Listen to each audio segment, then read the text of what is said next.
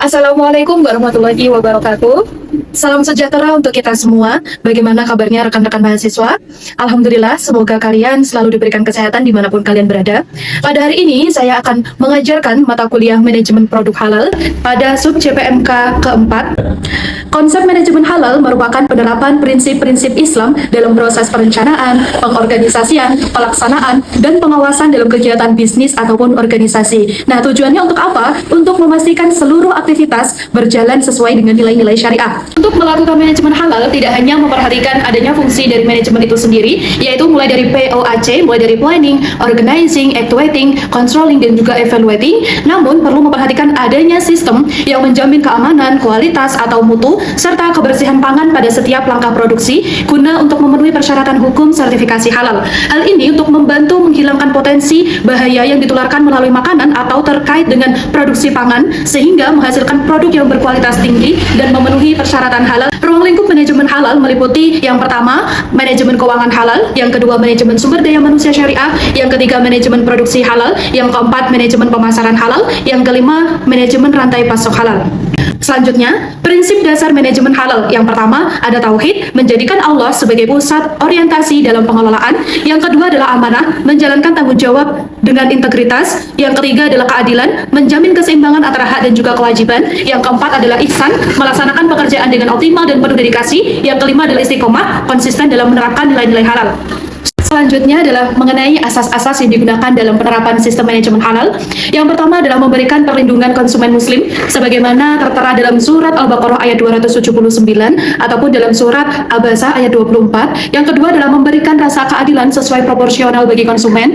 Yang ketiga adalah memberikan kepastian kehalalan suatu produk pada konsumen. Yang keempat adalah memberikan efektivitas dan juga efisiensi pada konsumen untuk mudah dijangkau dari aspek biaya maupun yang lain. Yang kelima adalah memberikan akuntabilitas dan transparansi pada konsumen.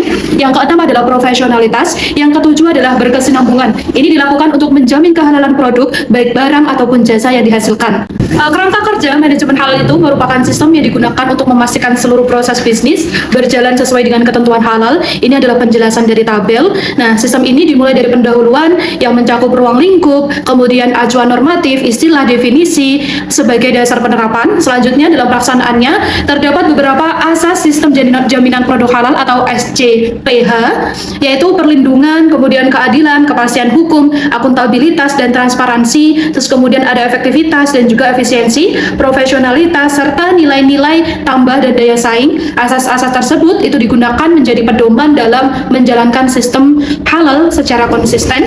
Kemudian penerapan SJPH ini juga mensyaratkan adanya komitmen dan tanggung jawab manajemen, pengelolaan bahan, pengawasan proses produksi halal, kemudian pengendalian produk, serta pemantauan dan evaluasi secara berkala. Nah, proses yang terakhir itu meliputi pemantauan dan juga evaluasi secara berkala. Seluruh rangkaian ini itu bertujuan untuk menghasilkan produk halal yang terjamin, memperoleh sertifikat halal, dan juga mencantumkan label halal sebagai bukti kepatuhan terhadap standar halal yang berlaku. Tujuan dan manfaat manajemen halal. Yang pertama adalah mewujudkan sistem manajemen halal sesuai dengan prinsip syariah. Yang kedua adalah meningkatkan kepercayaan konsumen muslim. Yang ketiga adalah mendorong terciptanya produk dan layanan berkualitas. Yang keempat adalah mendukung keberlanjutan bisnis halal secara global. Selanjutnya adalah implementasi manajemen halal.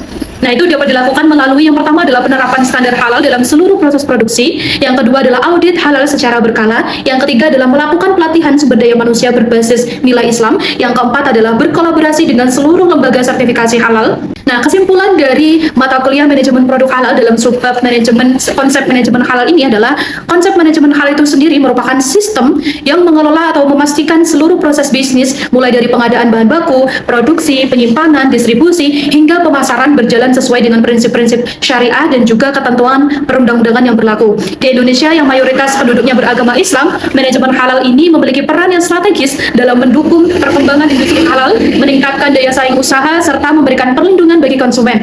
Semoga bahan ajar ini bermanfaat untuk kita semua sehingga kita semua dapat mengamalkan ilmu yang didapat. Silakan saya berikan tugas. Pertanyaannya adalah, sebagai mahasiswa ekonomi syariah, bagaimana cara kalian untuk menerapkan nilai-nilai manajemen halal dalam kehidupan sehari-hari maupun ketika menjalankan usaha? Nah, berikan contohnya secara nyata.